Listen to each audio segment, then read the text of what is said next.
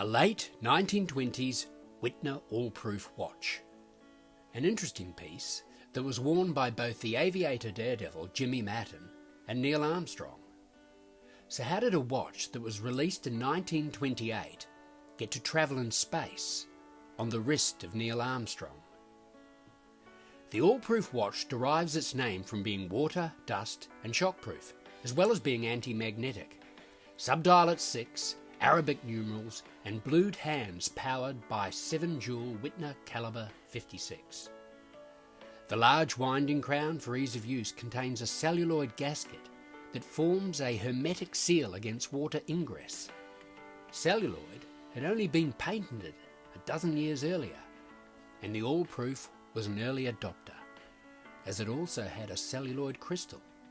Small by today's standards, nevertheless this watch carries substantial horological weight within its solid stainless steel case.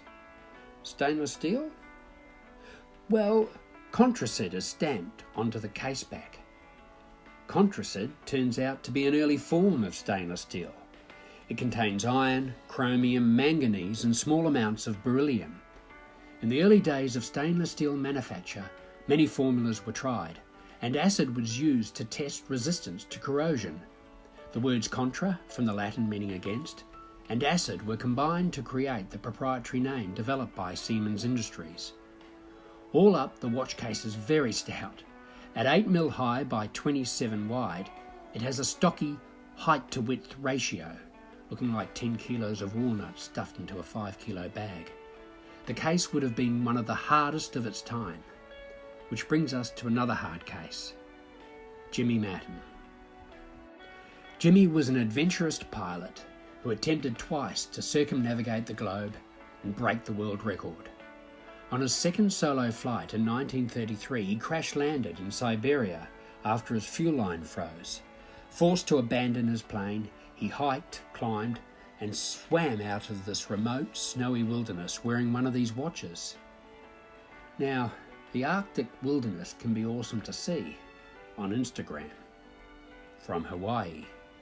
But Jimmie survived on that tundra for 15 long days and nights before being rescued by Eskimos. That the watch survived was all the proof Jimmie needed. So impressed, he felt compelled to write to the company. It gives me great pleasure to advise you that my Whitner all-proof watch was my only constant companion on my round-the-world solo flight. It survived all hardships. It is a crash-proof timepiece par excellence. After my plane crashed and I had to wade and swim in rivers, it proved absolutely waterproof. It kept up a true performance when I was lost to civilization for many days. It was a sensation with the Eskimos, who considered it something supernatural. It personifies mechanical perfection heretofore unknown to me, and when I reached New York, it was correct to the minute. I banged it all around, it was dropped on concrete several times, still it keeps ticking away.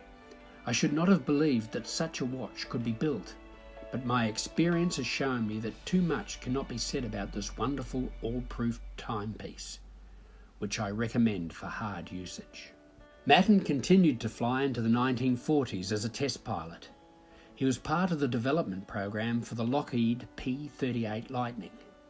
Much to his disappointment, he was forced to retire from flying in 1946 when he was diagnosed with ruptured blood vessels in the brain. He was hugely interested in the budding space program, and before long, Neil Armstrong and Jimmie became firm friends. Such was their friendship that Neil Armstrong determined to wear Mattern's own all-proof for the Gemini 8 space mission. Many of the astronauts admired and respected Mattern for his pioneering achievements in aviation. Mattern may have failed in his record attempt to circumnavigate the world, but soon his watch would circumnavigate the globe at supersonic speed. The Gemini 8 mission conducted the first docking of 2 spacecraft in orbit. From launch to splashdown, Jimmie's old watch kept great time. The watch can be seen on the right arm of Neil as Navy divers scramble over the capsule. Later, in April 1966, Neil Armstrong and David Scott would tell the story of the Gemini 8 mission for Life magazine. In that article, Neil confirmed he wore Jimmie's watch.